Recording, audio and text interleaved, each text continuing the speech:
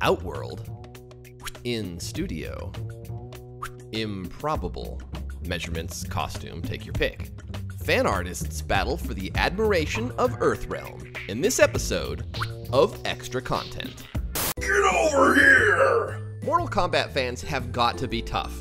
After all, they watched Christopher Lambier's odd and disturbing performance as Raiden, and they're still fans.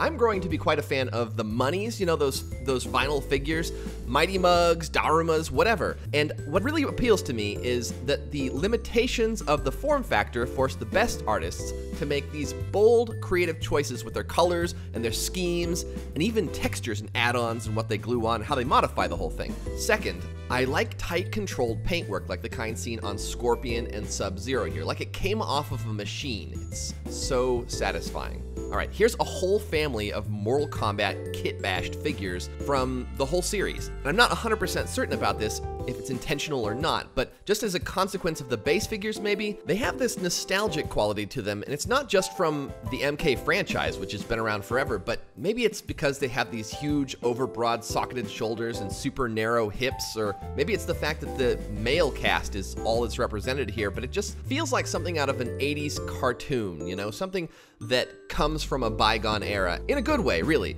and maybe the 90s for these guys. I'm not usually a big fan of impractically over-muscled characters like this, but this image speaks to me.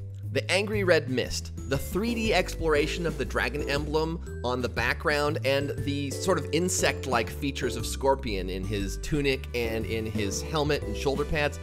I just think that it comes together in a great sort of angry-ass package.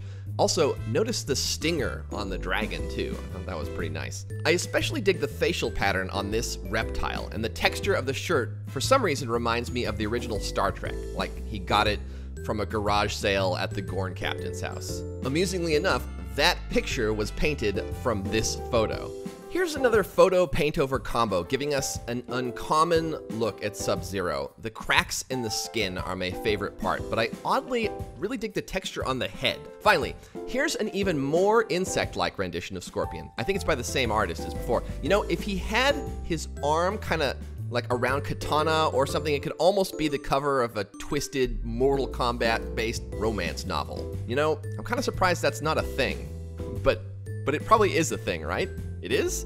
You should let me know. Anyway, a quick Shao Kahn digital minifig. Great work on the body details, but I think the faceplate is a little too pointy and somewhat flat for LEGO's trademark style. Still, a cool fig. Hopefully somebody will make a real one day. 3D printer, anyone? Anyway, okay, I can't be the only one who went around calling him Boob Seabutt, can I? Boob Seabutt. Also, nice mask. Both of these are for sale on Hidden Assassin's Etsy shop. This one is particularly well done. A lot of the MK masks are like disappointingly rough, but we don't show those here. Here's a finished Scorpion mask in rubber by Carnival Obscura, and it's a damned beautiful piece. There will be some work in progress pictures in Extra Content Overtime, so be sure to watch that. All right, damn. The worst part of doing this show is easily the fact that I can see way more stuff than I actually can get or possibly afford. I did make a giant hammer once on a whim. The head was a railroad tie and the handle was made from a hobo's femur. I miss my grandma. I try to avoid items that are printouts pasted on other products. They exploit the artwork of others and they show little love for the source material. They're not fan stuff. However, sometimes somebody comes along with a process, say for applying art to high heels, and I have to give them credit for that. That's impressive. You know, with each episode of Extra Content, I do come closer to buying a crazy-ass pair of custom shoes. Did Harpo EXE cross the line by making Scorpion orange, though? Oh, did the beat old Street Fighter guys pick on you, Sub-Zero? Oh, we'll show them. YouTube channel Riot appears to be all MK all the time, I suppose, with original songs, parodies, dance-offs, and more. Anyway, I've said this before, but we need a new version of Rule 34. Only this one will just say, whatever it is, it exists. My point made. Right here.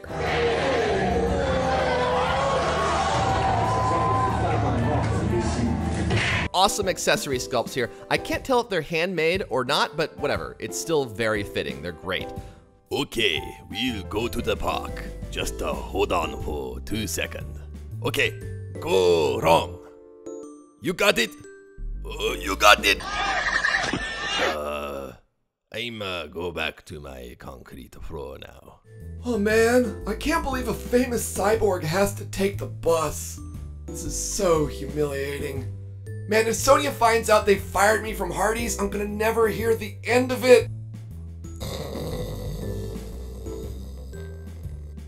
Enough!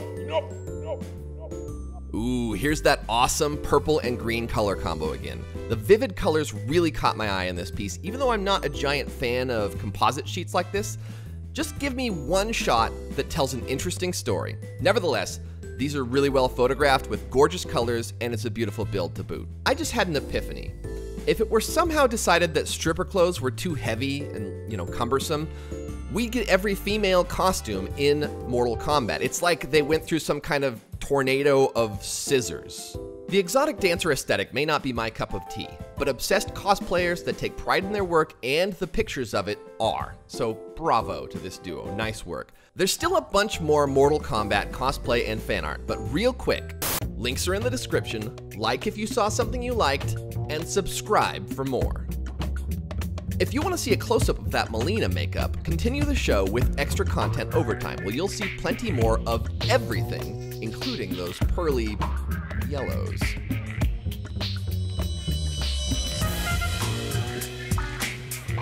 Decided to skip extra content overtime? Well, I guess we can still be friends after the divorce. There's plenty more extra content to enjoy.